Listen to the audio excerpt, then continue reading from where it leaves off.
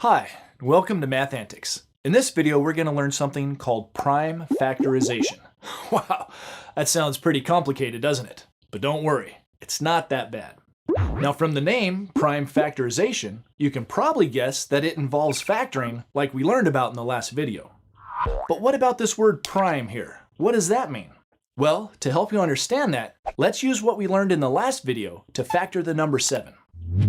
Well, let's see, we could get 7 by adding 3 and 4, but factoring is not about what you can add to get a number, it's about what you can multiply. Well, since I can't think of any numbers that would work, let's find factors by testing for divisibility. Now, I'm going to do this really fast using my calculator. Let's see.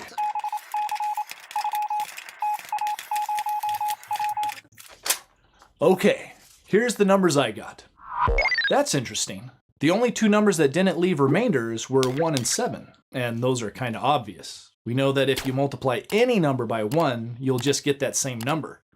But why aren't there any other factors of 7? All right, here's why. 7 is a special kind of number called a prime number. Now, a prime number is just a number that has exactly two factors, itself and 1. There's a lot of prime numbers. Here's a list of all the prime numbers that are less than 20. 2, 3, 5, 7, 11, 13, 17, and 19. They're the ones you'll use most often. Now, some of you might be wondering why 1 isn't on the list of prime numbers. Well, 1 is a lot like a prime number, but for some technical reasons, it's not considered prime. Okay, so in a way, prime numbers are just special numbers that you can't factor. Well, unless you use the obvious factors of 1 and the number itself. But what's so special about prime numbers anyway? Why do we need to know about them? Well, prime numbers are like the building blocks of the other whole numbers. In fact, whole numbers that are not prime are called composite numbers because they're composed of primes. That means that you can get them by multiplying prime numbers together. Here's a good way to see how that works. Again, we'll list all the prime numbers that are less than 20. And now let's list all the composite numbers that are less than 20 over here. The first composite number is 4. And you get 4 by multiplying the primes 2 times 2. The next composite number is 6, and you get it by multiplying the primes 2 times 3. And the next composite number is 8, which you get by multiplying the primes 2 times 2 times 2. And the composite number 9 can be made by multiplying the primes 3 times 3. We could keep going like this, and you would see that all the composite numbers are made by multiplying different combinations of prime numbers together. And each of these combinations is called the prime factorization of its composite number. Ah, so the prime factorization is a thing. It's the set of prime numbers that you multiply together to get another number. That's true, but you can also use the term prime factorization as an action to describe how we find out what prime numbers a composite number is made of. And that's what we're going to do next. We're going to use prime factorization, the action, to find the prime factorization, the set of prime factors, for the number 12. And that just means that we'll continue to factor 12 until all the factors are prime numbers.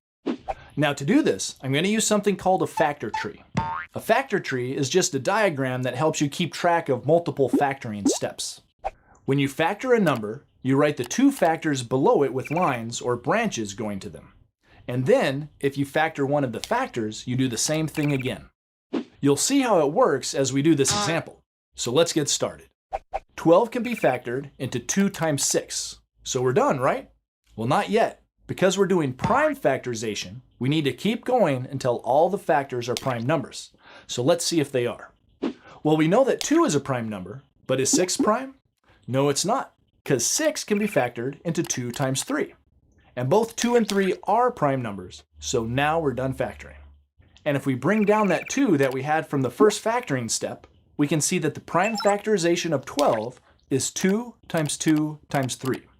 Now, I know what some of you are thinking. I didn't want to factor 12 into 2 times 6. I wanted to factor it into 4 times 3. Well, okay then. Let's try it that way. This time we'll start by factoring 12 into 4 times 3. But remember, we need to keep factoring until all of our factors are prime numbers. So let's see. Are 4 and 3 prime numbers? Well, 3 is prime, but 4 is not. 4 can be factored into the primes 2 times 2. And again, if we bring down that 3 from the first step, we see that we have 3 prime factors for 12. And they're the exact same ones that we got the first time. That means no matter which way you start factoring, as long as you factor all the way down to prime numbers, you'll always end up with the same group of prime factors. Let's try just one more to make sure you've got it. Let's find the prime factorization of 42. Well, for the first step of our factoring, I see that 42 is an even number, so that means that we can divide it by 2 to get our first two factors. So 42 divided by 2 equals 21. So we can factor 42 into 2 times 21. Okay, 2 is prime, so we can't factor it anymore. But what about 21? Well, if you've memorized your multiplication table, you might recognize that 21 is one of the answers on it. You can get 21 by multiplying 3 times 7, so we can factor 21 into 3 times 7. And if you didn't remember that, you could have just done some divisibility test and you would have figured it out. Okay, so what about the 3 and 7? Well, they're both prime, so that means that we're done factoring. We bring down the 2 from the first step, and we can see that the prime factorization of 42 is 2 times 3 times 7. All right, now you know what prime numbers are, and you know how to use prime factorization to find the set of prime factors that a composite number is made of. And that set of numbers is also called its prime factorization, just to confuse you. As usual, it's important to practice what you've learned in this video so that you'll get good at it. And you can practice by doing the exercises for this section. Good luck, and thanks for watching Mathantics. See you next time. Learn more at mathantics.com.